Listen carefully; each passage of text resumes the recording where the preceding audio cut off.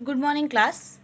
जैसा कि इससे पहले हम लोग सेंटेंसेस के बारे में पढ़ चुके हैं, इसके आगे ज़रा सेंटेंसेस की एक हिस्से को लेकर पता करेंगे कि आगे की कहानी क्या होती है। Good morning. आज हम पढ़ेंगे फ्रेजेस के बारे में। फ्रेज क्या होता है? फ्रेज हिंदी में कहा जाए तो वाक्यांश। वाक्यांश यानी कि शब्दों का एक समूह होता है, ग्रुप ऑफ वर्ड्स होता है। इसकी कोई मीनिंग नहीं होती, कोई मतलब नहीं होता अगर इस शब्दों के समूह को अकेले इस्तेमाल किया जाए। सब्जेक्ट यानी कि जिसके बारे में जो फ्रेज है वो कहा जा रहा है, उसका वर्ब के साथ यानी कि किए जाने वाले काम के साथ कोई भी तालमेल नहीं होता, कोई भी कॉम्बिनेशन नहीं होता है, दोनों का कोई साथ में मीनिंग नहीं निकलेगा। और अगर एक सेंटेंस के रूप में अगर इसका इस्तेमाल किया जाएगा तो ये एक मीनिंग देगा, एक यूनिक मीनिंग देगा। एग्जाम्पल के लिए अगर हम एक फ्रेज ले लें जैसे कि अ ब्यूटिफुल होम, तो हम देखेंगे एक सुंदर घर शब्दों का समूह है, लेकिन अकेले इसका कोई मतलब नहीं है। शब्द और जिसके बारे में कहा जा रहा है और काम तो कोई नहीं हो रहा है, तो कोई कॉम्बिनेशन ही नहीं है। अगर इसके आगे आई बिल्ट लगा दिया जाए तो ये एक सेंटेंस बन जाएगा, जैसे कि I built a beautiful home, तब ये कंप्लीट सेंटेंस बन जाएगा और एक इसका मीनिंग भी होगा। अब हम लोग जो पार्ट ऑफ स्पीच बचपन से पढ़ते आए हैं उसके हिसाब से फ्रेजेस 5 टाइप के होते हैं। पहला होता है नाउन फ्रेज, दूसरा होता है वर्ब, तीसरा एडजेक्टिव फ्रेज, चौथा प्रीपोजिशनल फ्रेज और पांचवा होता है एडवर्ब फ्रेज। ये सारे के सारे phrases according to the part of speech ही होते हैं। पहला है नाउन फ्रेज। ये किसी भी सेंटेंस के अंदर जो शब्दों का जो समूह होता है, ये किसी नाउन की तरह काम करता है, जैसे कि किसी इंसान के नाम, किसी चीज़ के नाम या किसी जगह के नाम के अकॉर्डिंग। और नाउन के साथ साथ उन शब्दों के हिसाब से भी काम करता है जिसमें पूरे सेंटेंस में फ्रेज को नाउन के रूप में मॉडिफाई कर दिया जाए, जैसे कि a women in the window shouted for help. एक औरत जो कि खिड़की पर थी, तो यहाँ पर एक औरत और जो खिड़की है दोनों नाउन है, क्योंकि एक औरत का नाम आ रहा है और एक खिड़की का नाम आ रहा है। शाउटेड फॉर हेल्प, मदद के लिए चिल्लाई। She bought a decent black shirt, उसने खरीदी एक डिसेंट काली शर्ट, यानी कि एक बहुत ही अच्छी सी काली शर्ट। तो यहाँ पर काली शर्ट का जिक्र आ रहा है और डिसेंट ब्लैक शर्ट यानी कि एक बहुत ही अच्छी शर्ट, जिसका जो उल्लेख है वो हम लोग करते हैं एक सामान के रूप में। So this is a noun phrase. अगला है वर्ब फ्रेज। तो वर्ब फ्रेज में क्या होता है? Group of main verb and helping verb with in a sentence, यानी कि मेन वर्ब और हेल्पिंग वर्ब एक सेंटेंस के अंदर एक ग्रुप के रूप में रहते हैं। अब एग्जाम्पल के लिए, she has finished her homework, उसने अपना काम कैसा किया? फिनिश किया, यानी कि ख़त्म किया। तो हैज़ भी आ गया, ये एक हेल्पिंग वर्ब हो गई।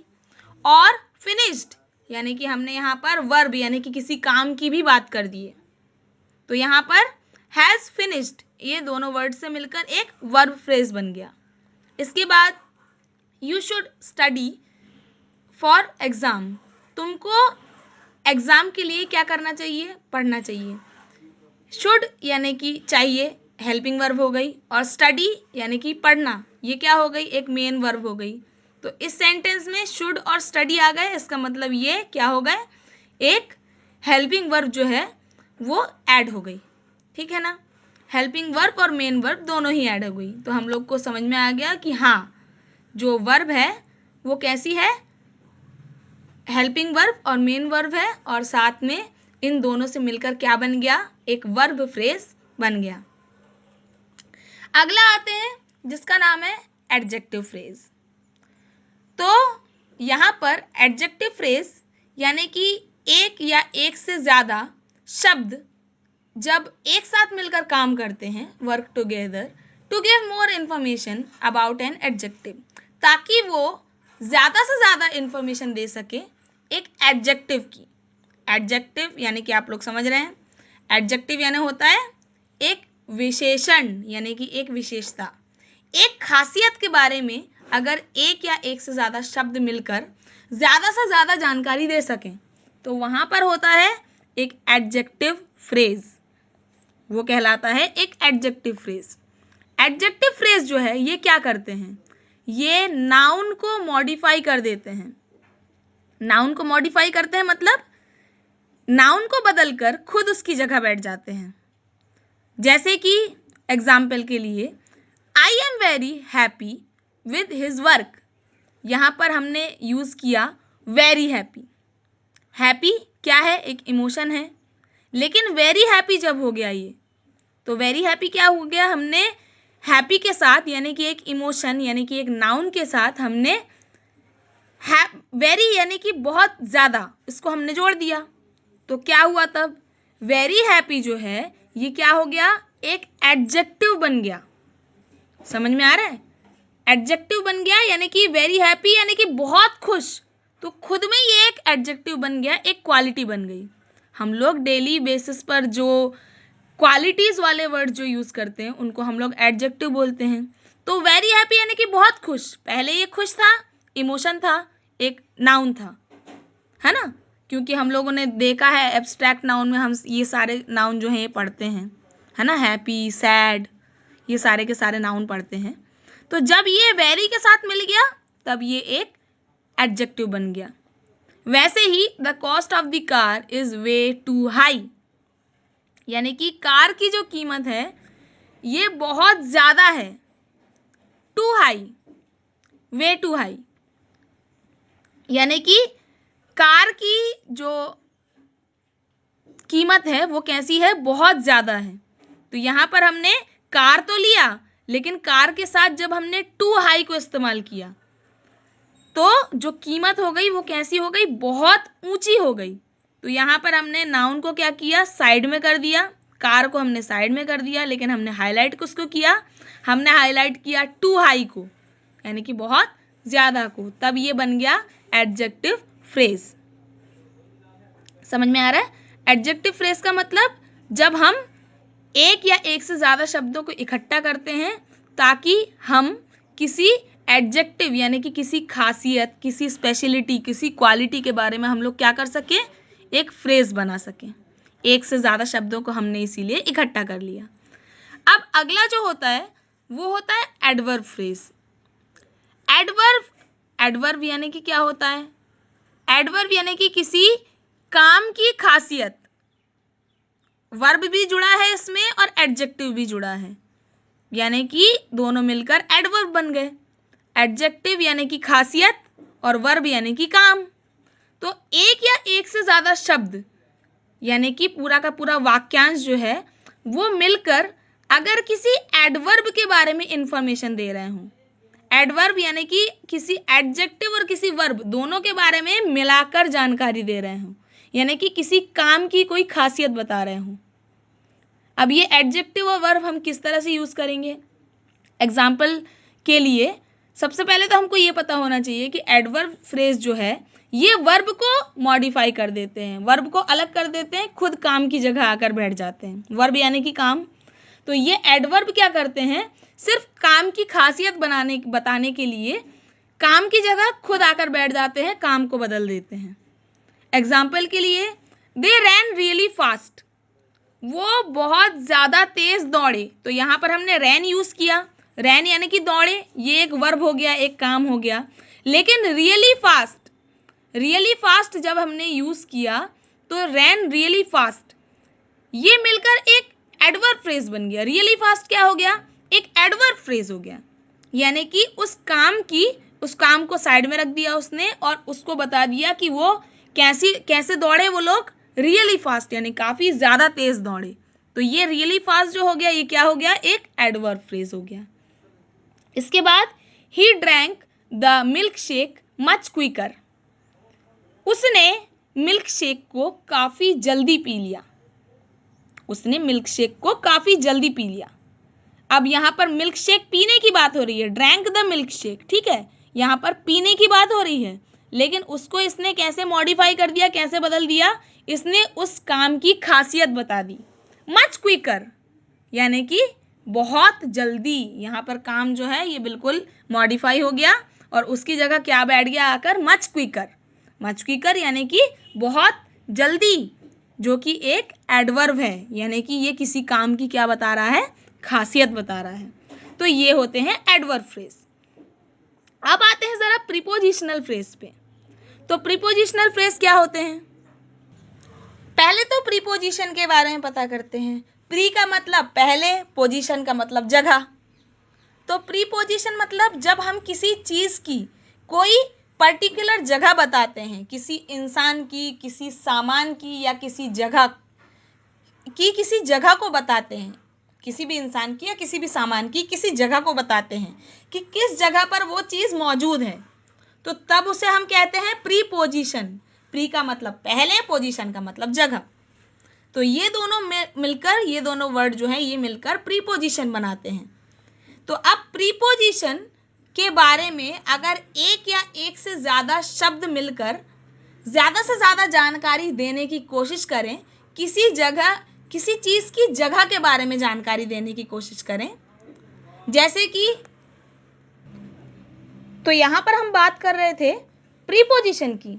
जब किसी चीज़ के या किसी इंसान के किसी टाइम यानी कि किसी समय, किसी लोकेशन यानी कि किसी जगह, पोजीशन यानी कि किसी भी परिस्थिति या कंडीशन यानी कि किसी भी हालत के बारे में अगर हमको बताया जा रहा है, किसी इंसान या किसी सामान के समय, जगह या परिस्थिति के बारे में अगर हमको बताया जा रहा है, तो वो होता है प्रीपोजिशन। यानी कि हमें उसकी प्रीपोजिशन के बारे में बताया जा रहा है कि उसकी अभी हालत कैसी है, उसकी परिस्थिति कैसी है। तो इनके लिए जिन शब्दों का यूज करते हैं तो उनको हम कहते हैं प्रीपोजिशन। तो इस पर जो डिपेंड फ्रेज होते हैं उनको कहा जाता है प्रीपोजिशनल फ्रेज। यानी कि एक या एक से ज़्यादा शब्द मिलकर जब किसी इंसान या किसी सामान के समय, परिस्थिति या जगह के बारे में बताते हैं, एक या एक से ज़्यादा शब्द मिलकर किसी प्रीपोजिशन की ज़्यादा से ज़्यादा जानकारी देते हैं, उनको कहते हैं प्रीपोजिशनल फ्रेज। उन शब्दों को मिलाकर हम कहेंगे प्रीपोजिशनल फ्रेज। जैसे कि अब एग्जाम्पल के लिए, he is sleeping on the carpet. अब वो सो रहा है, लेकिन कहाँ सो रहा है, कारपेट के ऊपर। तो यहाँ पर हमने यूज किया ऑन दी कारपेट, यानी कि कारपेट के ऊपर। तो ऑन दी कारपेट तब क्या हो गया, हमको उस चीज की लोकेशन बता रही है, उस आदमी की लोकेशन बता रही है। अब ही always speaks in loud voice, वो हमेशा ही स्पीक यानी कि बात करता है, इन लाउड वॉइस यानी कि ऊंची आवाज में। तो हमने आवाज की क्या बताई, कंडीशन बताई, कैसे बताई कि ऊंची आवाज में। तो इसमें हमने क्या यूज किया, इन एक प्रीपोजिशन है, तो यहां पर हमने यूज किया इन लाउड वॉइस। ये क्या हो गया, एक प्रीपोजिशनल फ्रेज हो गया, यानी कि एक ऐसा वाक्यांश हो गया जिसके अंदर हमने किसको बताने की कोशिश की है, एक प्रीपोजिशन को बताने की कोशिश की है कि वो बोलता है हमेशा कैसी आवाज में, ऊंची आवाज में। और वैसे he is sleeping on the carpet, यानी कि वो कैसे, किस पर सोता है, ऑन द कारपेट यानी कि चटाई या कारपेट पर वो सोता है। तो ऑन द कारपेट यानी कि चटाई के ऊपर। तो हमने उस इंसान की क्या बताई, पोजीशन बताई, यानी कि उसकी लोकेशन बताई, उसकी जगह बताई कि वो किस पर सोता है, कारपेट के ऊपर। तो ऑन द कारपेट हमने यूज किया, तब हमने क्या यूज किया, तब हमने प्रीपोजिशनल फ्रेज को यूज किया। तो जरा एक बार रिवाइज करते हैं। सबसे पहले जाते हैं नाउन फ्रेज की तरफ। तो नाउन फ्रेज क्या होता है, नाउन फ्रेज एक ऐसा फ्रेज होता है जिसमें नाउन के साथ कुछ दूसरे शब्द यानी कि एक या एक से ज़्यादा शब्द मिलकर जब किसी नाउन के बारे में बताने की कोशिश करें। ये नाउन क्या करता है, दूसरे शब्दों को नाउन के रूप में या उनकी जगह को बदल देता है। वर्ब फ्रेज, जब एक शब्दों का समूह यानी कि एक या एक से ज़्यादा शब्द मिलकर एक सेंटेंस के अंदर मेन वर्ब और हेल्पिंग वर्ब दोनों को बताते हैं, तब वो होता है वर्ब फ्रेज। एडजेक्टिव फ्रेज, जब एक या एक से ज़्यादा शब्द मिलकर एक खासियत के बारे में हमको जानकारी देते हैं, एक क्वालिटी बताते हैं किसी चीज़ की, तब क्या होता है, तब वे फ्रेज जो है यानी कि वे शब्दों के टुकड़े जो हैं वो मिलकर क्या कहलाते हैं, एडजेक्टिव फ्रेज। वैसे ही होता है एडवर्ब फ्रेज। अब एडवर्ब फ्रेज क्या करते हैं, एक या एक से ज़्यादा शब्द मिलकर जब हमको किसी एडवर्ब के बारे में बताते हैं यानी कि किसी काम की खासियत के बारे में बताते हैं। एक होता है एडजेक्टिव जिसकी अकेली की खुद की खासियत होती है, और जब किसी काम की खासियत को बताया जाए यानी कि किसी वर्ब की स्पेशलिटी को बताया जाए, किसी वर्ब की क्वालिटी को बताया जाए, तब उसको कहते हैं एडवर्ब। तो एडवर्ब फ्रेज में क्या होता है, एक से ज़्यादा शब्द मिलकर हमको किसी काम की खासियत के बारे में बताते हैं। और प्रीपोजिशनल फ्रेज क्या होता है, जब हमको किसी इंसान या किसी सामान की समय, जगह या हालत के बारे में कुछ शब्दों से जानकारी मिले, तब हम उन्हें कहते हैं प्रीपोजिशनल फ्रेज। तो उम्मीद है आप सबको ये फ्रेजेस के बारे में समझ में आया होगा। यानी कि फ्रेजेस का मतलब होता है वाक्यांश, यानी कि शब्दों के कुछ टुकड़े जो कि हमको अलग अलग पार्ट ऑफ स्पीच यानी कि स्पीच के हिस्सों के बारे में हमको बताते रहते हैं। तो इनकी क्या क्वालिटी होती है और ये कहाँ कहाँ यूज़ किए जाते हैं, ये हमने आज सीख लिया है। तो इसके आगे आप लोग अपनी जो एक्सरसाइजेस हैं उनको करना शुरू कर दीजिए।